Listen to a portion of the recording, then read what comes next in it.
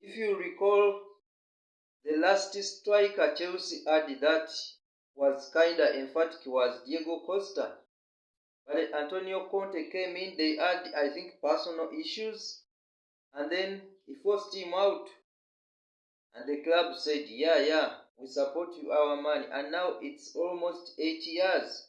And Chelsea have never found a replacement, a striker that scores like Costa used to.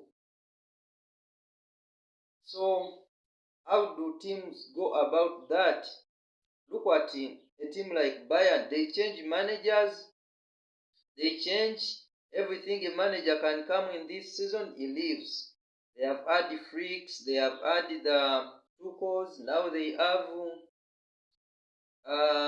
company. They add some other German manager in between there, but their philosophy remains the same. You recall the time when they had Pep Guardiola, he wanted, I think, to sell Thomas Muller. I don't know whether there were rumors or it was real. They said no. This player is part of our identity. So they approach their game in a certain way, and they have certain players they have to keep that. So now I pity United. They brought in Ten Hag. They gave him the keys to the money. They allowed him to sign whoever he wanted. He signed Zirkzee, he signed the Lazarus, strikers combined worth over 120 millions or 140. But they can't bring anything on the table. If a striker can't score 10 goals in the Premier League, how can you tell me he's worth 60 millions or 50? So you have Amorim in now, and you have to spend maybe another 70 or 80 millions on a striker. I think that does not work. The same thing, United allowed Ten Hag to force out Ronaldo. When Ten Hag moved in, Ronaldo had scored 18 Premier League goals. Yeah, and because maybe Ten Hag has his own bias, of course you have that inferiority. You think maybe this, because this player is successful, he will undermine me. I need younger strikers. You have an ambitious footballer, everyone knows, good at training, everyone always talks about that.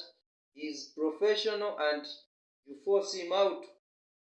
Like him, Rashford bailed him out after that he fell out with Ronaldo.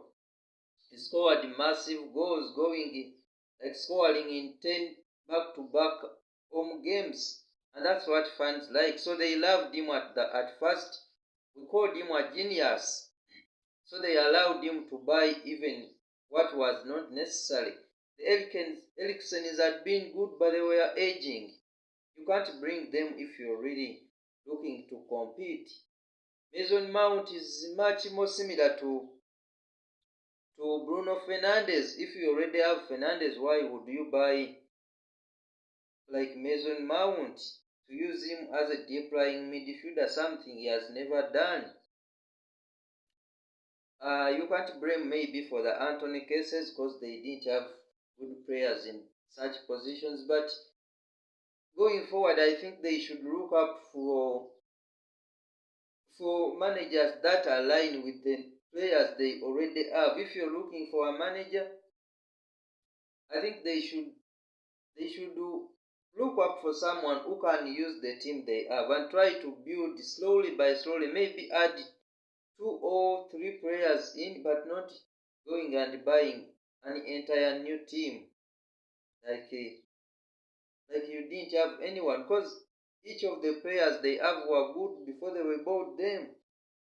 So they should look up for a manager who can realize the potential of the players they already have, because they were good at a certain point and they bought them because they were good.